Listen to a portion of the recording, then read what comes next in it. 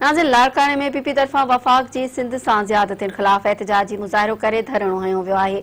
उन हवाले सां ॾिसो था अकरम शेख जी ही रिपोर्ट। पाकिस्तान पीपल्स पार्टी लाड़काणे में वफ़ाक़ तरफ़ां कराची के अलॻि करण ख़िलाफ़ एहतजाज करे जनाबाग वटि धरणो हयो वियो, जंहिंजी अॻुवाणी ख़ुर्शीद जूणेजो, एजाज़ लिगारी, एजाज़ अली शेख ऐं ॿिया करे रहिया हुआ।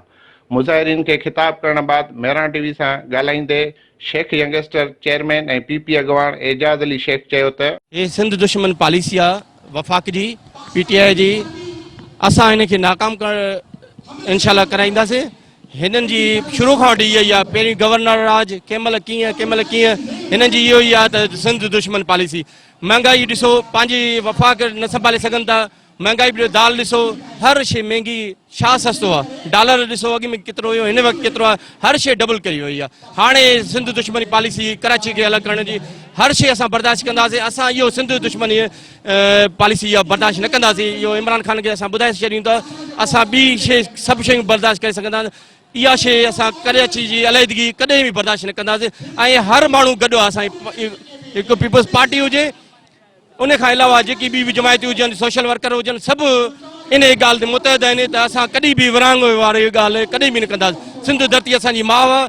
असां माउ खे असां पंहिंजो कॾहिं बि विरहाङे वारी ॻाल्हि कतई न कंदासीं। हे सिंध रुगो दुश्मनी पॉलिसी रखनि था पिया। असां हिन ते मुज़म्मत कयूं था पिया।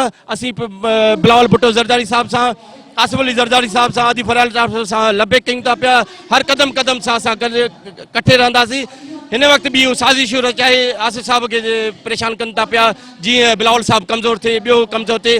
पर असां यकीन ॿुधायूं था त चेयरमैन साहिब बिलावल भुट्टो ज़रदारी कॾहिं बि कमज़ोर थियण वारी ॻाल्हि न आहे। इनशाला तव्हांखे मुंहुं तोड़ जवाबु ॾींदासीं। ही जेका वफ़ाक़ जेको आहे उन जी साज़िश आहे त कराची खे पहिरें मरहले वफ़ाक़ जे हवाले कयूं त ॿिया हिन जे अॻिते ॿिया अज़ाम आहिनि। जीअं अॻिते हिकिड़े राय हमवार थिए, नए सूबे जी लाइ हिकिड़े राय हमवार थिए।